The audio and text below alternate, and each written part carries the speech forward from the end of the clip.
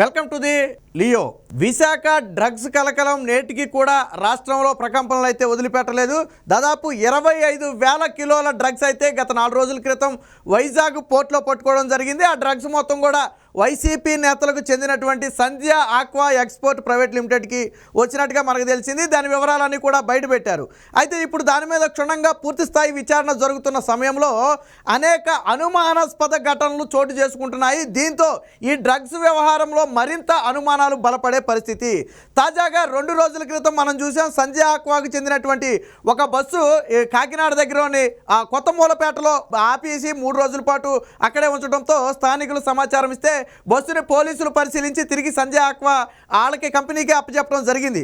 వాస్తవానికి అందులో ఫైల్స్ ఎందుకు ఉన్నాయి ఏంటి అనే విషయం సిబిఐ అధికారులు తేల్చాలి. సిబిఐ అధికారులు ఇన్వెస్టిగేషన్కి వెళ్ళినప్పుడు ఆ ఫైల్స్ మొత్తం దాయడం కోసమే బస్సులో పెట్టి 3 రోజుల పాటు నిలిపి ఉంచారనేది ప్రధాన ఆరోపణ. సో పోలీసులు తీసుకెళ్ళి వాళ్ళ చేతిలో పెట్టేశారు, మళ్ళీ అదే కంపెనీ చేతిలో పెట్టేశారు.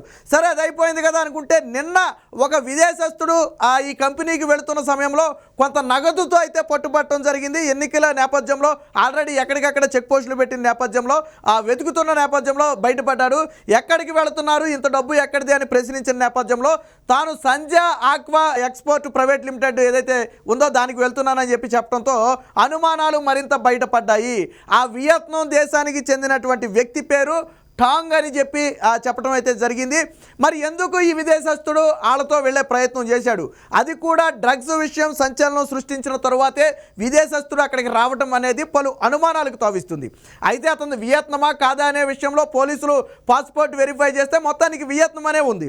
మరి ఎందుకు వెళుతున్నామంటే నేను ఏదైనా మా దేశం నుంచి ఈ సంధ్య ఆక్వాకి మేము కొన్ని మెటీరియల్ సప్లై చేస్తాం, అంటే మిషనరీస్. సో అవి ఏదైనా రిపేర్లు వచ్చినప్పుడు నేను వచ్చి బాగు చేసి వెళ్తూ ఉంటాను. ఆ నేపథ్యంలో తాను వచ్చానని చెప్పినప్పటికీ కూడా అనుమానాలు బలపడుతున్నాయి. మరి నగదు ఎక్కడిది, నగదు ఎందుకు ఆయన దగ్గర నగదు రూపంలో ఉంది? అందులోనూ సంధ్య ఆక్వా ప్రతినిధులు స్వయంగా వాళ్లే వచ్చి ఆయన్ని విడిపించుకెళ్ళడం జరిగింది. ఎప్పుడైతే పోలీసులు వాళ్ళతో మాట్లాడారో వాళ్ళ టీం వచ్చి సంధ్య ఆక్వాకి చెందినటువంటి టీం వచ్చి ఆయన్నే కూడా పెట్టుకుని తీసుకెళ్ళడం జరిగింది. సరే, హామీ పత్రం అయితే వాళ్ళు ఇచ్చారనుకోండి. మొన్నేమో బస్సును వదిలేశారు, అన్ని ఫైల్స్తో ఉన్నటువంటి బస్సును పోలీసులు వదిలేశారు. ఇప్పుడు ఒక విదేశస్తుడు వచ్చిన తర్వాత అనుమానాలు ఖచ్చితంగా బలపడతాయి. ఎందుకంటే ఈ డ్రగ్స్ మొత్తం కూడా బ్రెజిల్ నుంచి వచ్చిందని మనం మాట్లాడుకున్నాం. సో ఇప్పుడు వియత్నానికి లింక్ ఏంటి అనేది కూడా పలు అనుమానాలకు తావిస్తుంది. అందులోనూ ఈ కంపెనీ ఇప్పుడు పేకల స్థాయి ఈ సిబిఐ విచారణలో కూరుకుపోయిన నేపథ్యంలో నిజంగా అందులో ఎక్విప్మెంట్ మిషనరీని బాగు చేయడానికి ఇతను రప్పించారా అనే అనుమానం కలుగుతుంది. వాస్తవానికి దీన్ని విచారణ చేయాలి. నిజంగా అతను బాగు చేయడానికి వస్తే ఏ మిషనరీ బాగు చేయడానికి వచ్చాడు, ఎక్కడ మిషనరీ రిపేర్ ఉందని చెప్పి వీళ్ళని కాంటాక్ట్ అయ్యారు, ఏ సందర్భంలో కాంటాక్ట్ అయ్యారు. సో ఇలాంటి ఏదైనా ఆధారాలు ఉండుంటే మనం పెద్దగా అనుమానం పడాల్సిన పని లేదు. బట్ ఏమీ లేకుండా వాళ్ళే హుటాహుటీని వచ్చేసి ఈయన్ని బయటికి తీసుకెళ్ళడంతో ఇప్పుడు అనుమానాలు అయితే మరింత బయటపడుతున్నాయి.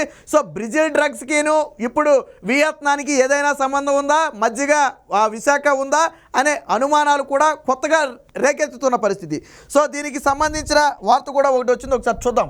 సో ఇక్కడ చూడొచ్చు, సంధ్య ఆక్వా పరిశ్రమలోకి విదేశీయుడు, వాహనాల తనిఖీల్లో నగదుతో పట్టుబడిన వైనం, పరిశ్రమ ప్రతినిధి హామీతో విడుదల. సో పోలీసులు మాత్రం పాపం వారి పట్ల ప్రేమాప్యాయతలు అయితే బాగా చూపిస్తున్నట్టుగా ఉన్నారు.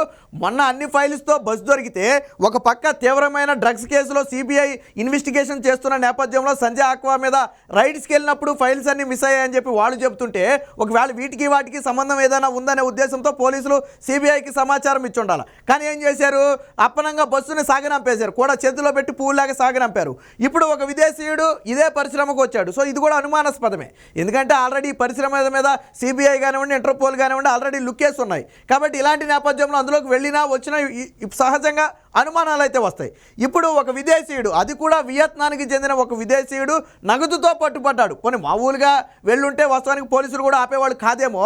బట్ నగదు దొరకడంతో కూపీ లాగితే తాను సంధ్య ఆక్వా పరిశ్రమకు వెళుతున్నానని చెప్పడంతో అనుమానాలు అయితే మరింత బలపడ్డాయి. మరి పోలీసులు మాత్రం ఫోన్లో మాట్లాడి వాళ్ళు రాగానే ఒక హామీ పత్రం తీసుకుని అయితే వదిలేసినట్టుగైతే తెలుస్తుంది. ఇక ఇక్కడ చూడవచ్చు, విశాఖ డ్రగ్స్ రాకెట్లో చర్చగా మారిన సంధ్య ఆక్వా ఎక్స్పోర్ట్ పరిశ్రమకు వచ్చి వెళుతూ ఒక విదేశీయుడు నగదుతో పరిశ్రమల తనిఖీల్లో పట్టుబడడం కలకలం రేపింది.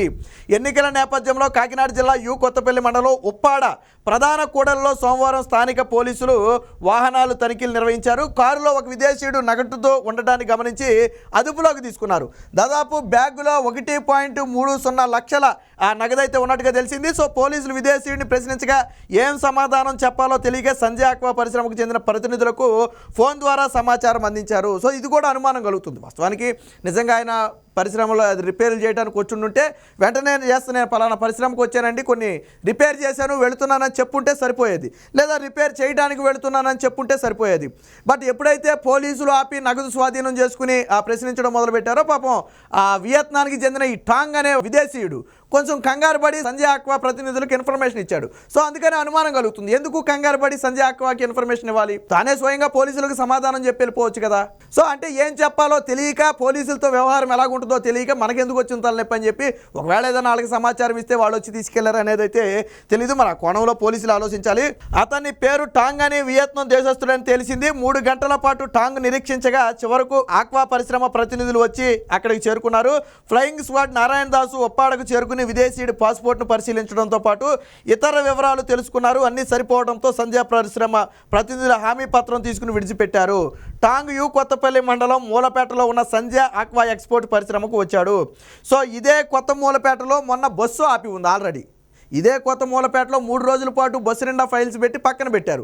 సో ఇప్పుడు అక్కడే అదే పరిశ్రమకు వేరొక విదేశీయుడు కూడా వెళ్ళటం అనేది సో 1 కాదు 2 కాదు అనేక అనుమానాలకైతే తావిస్తుంది. దీనిపై ప్రశ్నించగా తమ కంపెనీ నుంచి ఆక్వా పరిశ్రమలకు యంత్రాలు అందిస్తామన్నారు. ఏమైనా మరమ్మతులు వచ్చినప్పుడు పరిశీలించి వెళ్తుంటానని ఇప్పుడు కూడా అదే పని మీద వచ్చినట్టు చెప్పాడు. బట్ సంజయ్ ఆక్వా పరిశ్రమను న్యూస్ టుడే వివరించే ప్రయత్నం చేయగా, అసలు ఎవరు ఆ వ్యక్తి, ఎందుకు వచ్చాడనే ప్రశ్నలు అడిగే ప్రయత్నం చేయగా వాళ్ళు సమాధానం చెప్పడానికి నిరాకరించారంట.